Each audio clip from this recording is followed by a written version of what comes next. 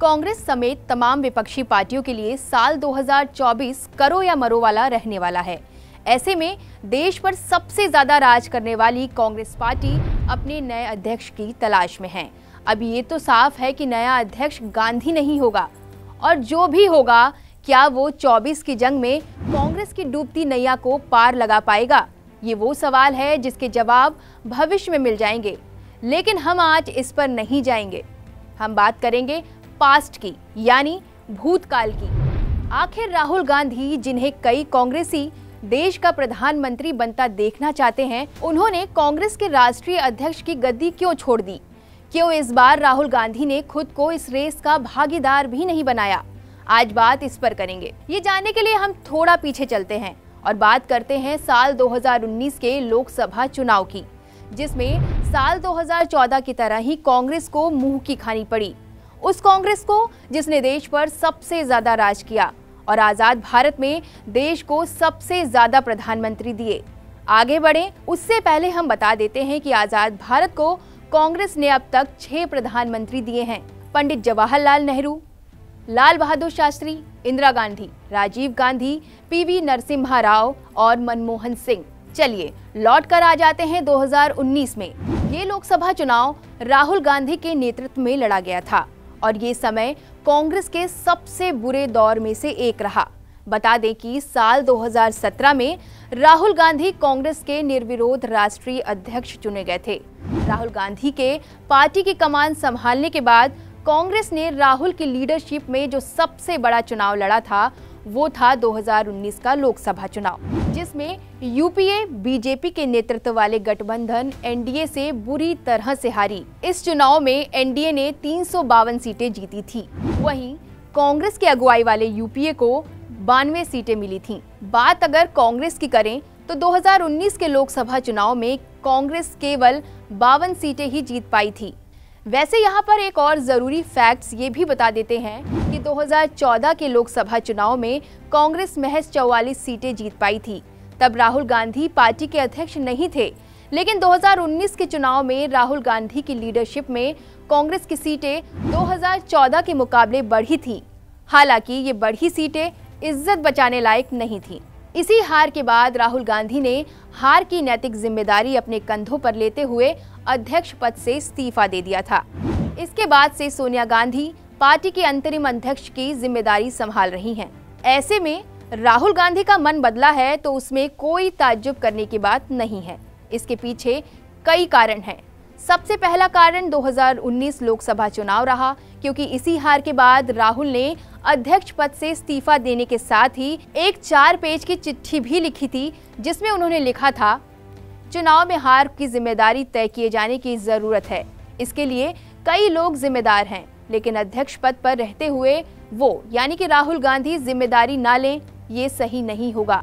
इसी चिट्ठी में राहुल ने ये भी स्पष्ट कर दिया था कि पार्टी का नया अध्यक्ष चुनाव से तय किया जाएगा।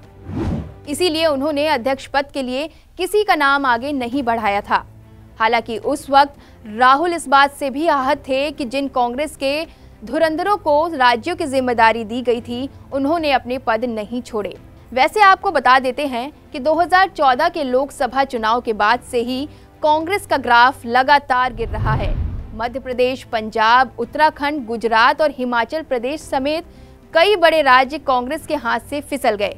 हालांकि ऐसा नहीं है कि राहुल गांधी के नेतृत्व में कांग्रेस एक भी राज्य नहीं जीती, क्योंकि 2018 में मध्य प्रदेश विधानसभा चुनाव में कांग्रेस ने जीत हासिल की।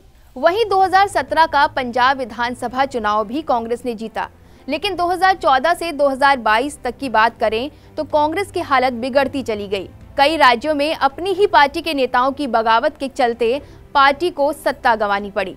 2017 में जब राहुल अध्यक्ष बने तो इनमें उत्तर प्रदेश, उत्तराखंड, पंजाब, मणिपुर, गोवा, गुजरात और हिमाचल प्रदेश में चुनाव हुए, जहां कांग्रेस ने हिमाचल और मणिपुर में सत्ता गंवा दी।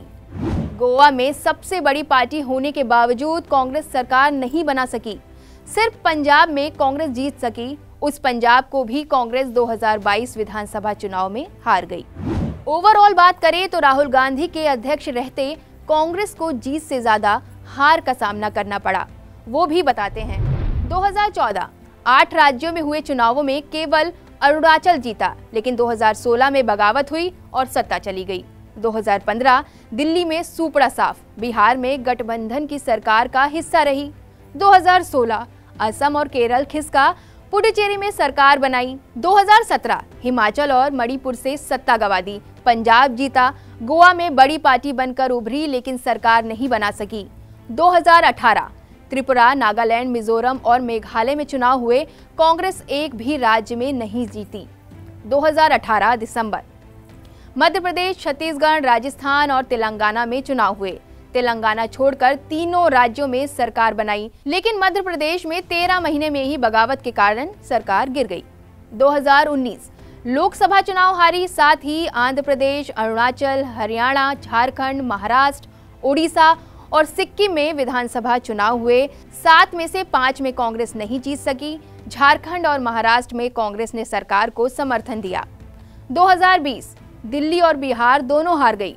2021 पश्चिम बंगाल, असम, केरल और पुडुचेरी हारी। 2022 उत्तर प्रदेश, पंजाब, उत्तराखंड, मणिपुर और गोवा में विधानसभा चुनाव हुए और सब के सब हार गए। वैसे राहुल गांधी के अध्यक्ष पद की जिम्मेदारी नहीं लेने को 2024 के लोकसभा चुनाव से भी जोड़कर देखा जा रहा है।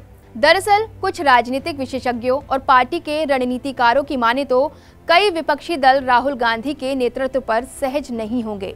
अगर पार्टी का कोई और वरिष्ठ नेता अध्यक्ष पद संभालता है तो विपक्षी एकता की संभावना बढ़ सकती है।